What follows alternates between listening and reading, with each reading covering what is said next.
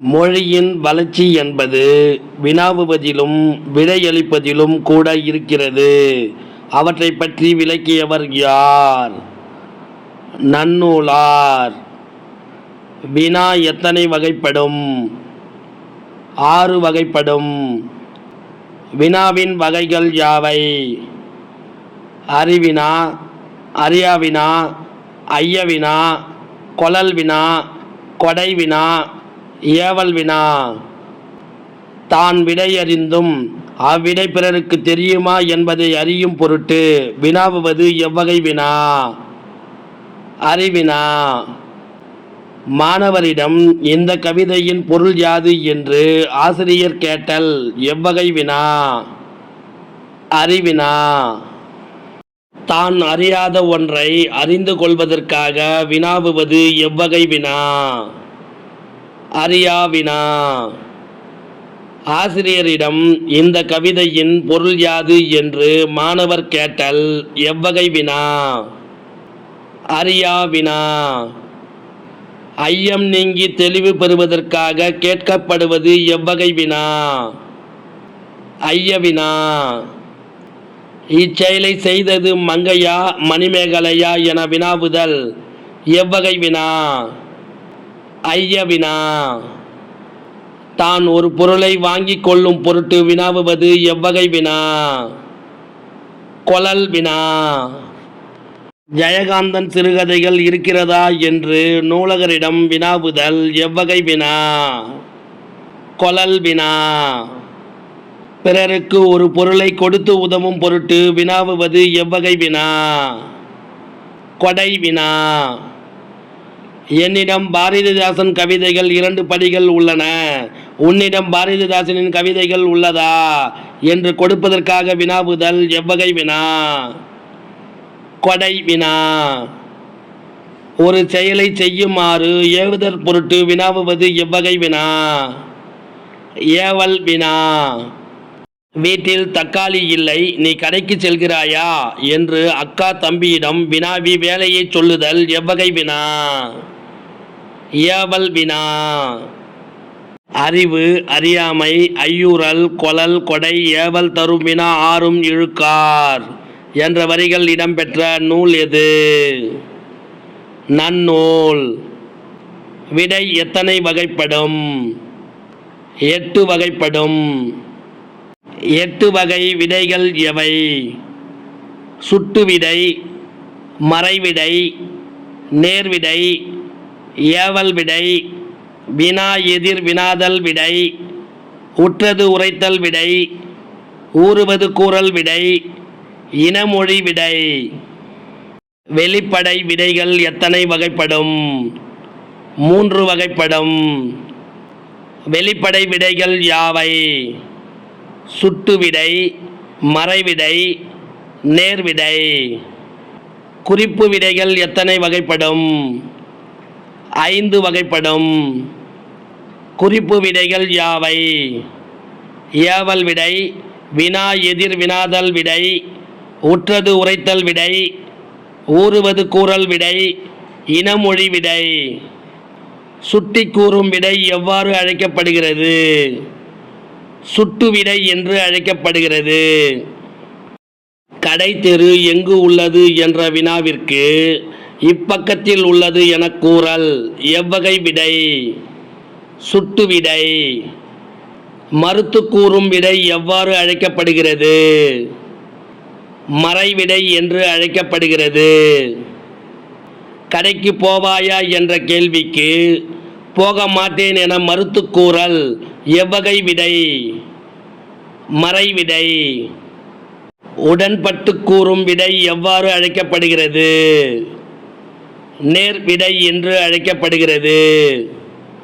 கடைக்கு போவாயா என்ற கேள்விக்கு போவேன் என்று உடன்பட்டு கூறல் எவ்வகை விடை? நேர்விடை. மாட்டேன் என்று மறுப்பதை ஏவுதலாக கூறும் விடை எவ்வாறு அழைக்கப்படுகிறது? ஏவல் விடை என்று அழைக்கப்படுகிறது. இது செய்வாயா என்று வினாவிய போது நீயே செய் என்று ஏவி கூறுவது எவ்வகை விடை? ஏவல் விடை. வினாவிற்கு விடையாக இன்னொரு வினாவை கேட்பது எவ்வாறு அழைக்கப்படுகிறது? வினா எதிர் வினாதல் விடை என்று அழைக்கப்படுகிறது. என்னுடன் ஊருக்கு வருவாயா என்ற வினாவிற்கு வராமல் இருப்பேனா என்று கூறுவது எவ்வகை விடை? வினா எதிர் வினாதல் விடை. வினாவிற்கு விடையாக ஏற்கனவே நேர்ந்ததை கூறல் எவ்வாறு அழைக்கப்படுகிறது? உற்றது உரைத்தல் விடை என்று அழைக்கப்படுகிறது. நீ விளையாடவில்லையா என்ற வினாவிற்கு கால் வலிக்கிறது என்று உற்றதை உரைப்பது எவ்வகை விடை? உற்றது உரைத்தல் விடை. வினாவிற்கு விடையாக இனிமேல் நேர்வதை கூறல் எவ்வாறு அழைக்கப்படுகிறது? ஊறுவது கூறல் விடை என்று அழைக்கப்படுகிறது. நீ விளையாடவில்லையா என்ற வினாவிற்கு கால் வலிக்கும் என்று ஊறுவதை உரைப்பது எவ்வகை விடை? ஊறுவது கூறல் விடை. வினாவிற்கு விடையாக இனமான மற்றொன்றை விடையாக கூறல் எவ்வாறு அழைக்கப்படுகிறது? இனமொழி விடை என்று அழைக்கப்படுகிறது. உனக்கு கதை எழுத தெரியுமா என்ற வினாவிற்கு கட்டுரை எழுத தெரியும் என்று கூறுவது எவ்வகை விடை? இனமொழி விடை. சுட்டு மறை நேர் ஏவல் வினாதல் உற்றது உரைத்தல் ஊறுவது கூறல் இனமொழி எனும் எண் இறையுள் இறுதி நிலவிய ஐந்தும் அப்பெருண்மையின் நேர்ப என்ற வரிகள் இடம்பெற்ற நூல் எது? நன்னூல். செய்யுளில் சொற்களை பொருளுக்கு ஏற்றவாறு சேர்த்தோ மாற்றியோ பொருள் கொள்ளும் முறை எவ்வாறு அழைக்கப்படுகிறது? பொருள்கோள் என்று அழைக்கப்படுகிறது. பொருள்கோள் எத்தனை வகைப்படும்? 8 வகைப்படும். பொருட்கோள் வகைகள் யாவை? ஆற்று நீர் பொருட்கோள், மொழி மாற்று பொருட்கோள், நிரல் நிறை பொருட்கோள், விற்புட்டு பொருட்கோள், தாப்பிசை பொருட்கோள், அலைமாறி பாப்பு பொருட்கோள், கொண்டு கூட்டு பொருட்கோள், அடிமாறி மாற்று பொருட்கோள். மற்றைய நோக்காது அடிதோறும் வான்பொருள் அற்று அற்று ஒழுகும் அஃது யாற்று புனலே என்ற வரிகள் இடம்பெற்ற நூல் எது? நன்னூல்.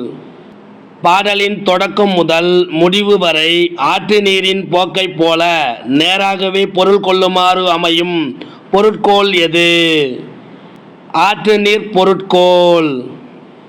சொல்லாரும் சூழ் பசும் பாம்பின் தோற்றம் போல் மெல்லவே கரு இருந்து ஈன்று மேலாளர் செல்வமே போல் தலை நிறுவி தேர்ந்த நூல் கல்வி சேர் மாந்தரின் இறைஞ்சி காய்த்தனவே என்ற சீவகச் சிந்தாமணி பாடலில் இடம்பெற்ற பொருட்கோள் எது?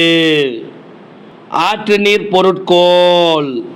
முக்கிய குறிப்பு: இந்த பாடலில் நெற்பயிர் கருவுற்ற பச்சை பாம்பின் வடிவம் போல் கருகொண்டு பின்பு கதிர்விட்டு செல்வம் சேர்ந்தவுடன் பண்பற்ற மக்கள் பணிவின்றி தலை நிமிர்ந்து நிற்பது போல் குத்திட்டு நின்று முடிவில் கதிர் முற்றியவுடன் கற்றவர்கள் வணங்குதல் போல் வளைந்து காய்த்தன என்று அமைந்து உள்ளது. நெல் என்னும் எழுவாய் அதன் தொழில்களான இருந்து ஈன்று நிறுவி இறைஞ்சி என்னும் வினையெச்சங்களை பெற்று காய்த்தனவே என்னும் பயனிலையை கொண்டு முடிந்துள்ளது. இந்த பாடலில் தொடக்கம் முதல் முடிவு வரை ஆற்றின் போக்கைப் போல நேராகவே பொருள் கொள்ளுமாறு அமைந்துள்ளதால் இந்த பாடலானது ஆற்று நீர் பொருட்கோள் வகையை சார்ந்தது ஆகும். ஒரு செய்யுளில் சொற்கள் முறை பிறையாமல் நிரல் நிறையாக அமைந்து வரும் பொருட்கோள் எது? நிரல் நிறை பொருட்கோள். நிரல் நிறை பொருட்கோள் எத்தனை வகைப்படும்? 2 வகைப்படும். நிரல் நிறை பொருட்கோளின் வகைகள் யாவை? முறை நிரல் நிறை பொருட்கோள், எதிர் நிரல் நிறை பொருட்கோள். அன்பும் அறனும் உடைத்தாயின் இல்வாழ்க்கை பண்பும் பயனும் அது என்ற குறளில் இடம்பெற்ற பொருட்கோள் எது?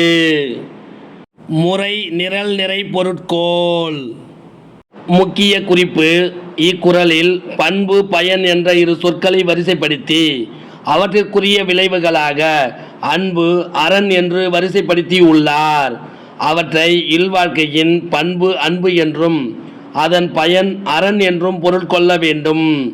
எனவே அன்புக்கு பண்பும் அறத்திற்கு பயனும் பயனிலையாக நிரல் நிறையாக நிறுத்தி பொருள் கொள்வதால் இப்பாடல் முறை நிரல் நிறை பொருட்கோள் எனப்படும். செய்யுளில் எழுவாய்களை வரிசைப்படுத்தி அவை ஏற்கும் பயனிலைகளை எதிர் எதிராக கொண்டு பொருள் கொள்ளுதல் எவ்வகை பொருட்கோள்? எதிர் நிரல் நிறை பொருட்கோள். விலங்கோடு மக்கள் அனையர் இலங்கு நூல் கற்றாரோடு ஏனையவர் என்ற குறளில் இடம்பெற்ற பொருட்கோள் எது? எதிர் நிரல் நிறை பொருட்கோள். முக்கிய குறிப்பு: இக்குறளில் முதல் அடியில் விலங்கு, மக்கள் என்று எழுவாய்களை வரிசைப்படுத்திவிட்டு அடுத்த அடியில் பயனிலைகளாக கற்றார், கல்லாதார் என வரிசைப்படுத்தி உள்ளார். அவற்றை கற்றார் மக்கள் என்றும் கல்லாத ஏனையவர் விலங்குகள் என்றும் எதிரெதிராக கொண்டு பொருள் கொள்ள வேண்டும். எனவே இக்குறள் எதிர் நிரல் நிறை பொருட்கோள் ஆகும். யாப்படி பலவினும் கோப்புடை மொழிகளை ஏற்புழி இசைப்பது கொண்டு கூட்டே என்ற வரிகள் இடம்பெற்ற நூல் எது? நன்னூல்.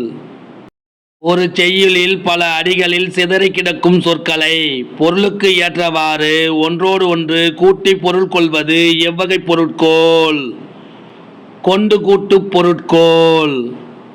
ஆலத்து மேல குவள குளத்துல வாளின் நெடிய குரங்கு என்ற வரிகளில் இடம்பெற்ற பொருட்கோள் எது? கொண்டு கூட்டு பொருட்கோள். முக்கிய குறிப்பு: இப்பாடலில் ஆலத்து மேல் குவளை என்றும் குளத்தில் வாளின் நெடிய குரங்கு என்றும் பொருள் கொண்டால் பொருத்தம் அற்றதாகிவிடும்.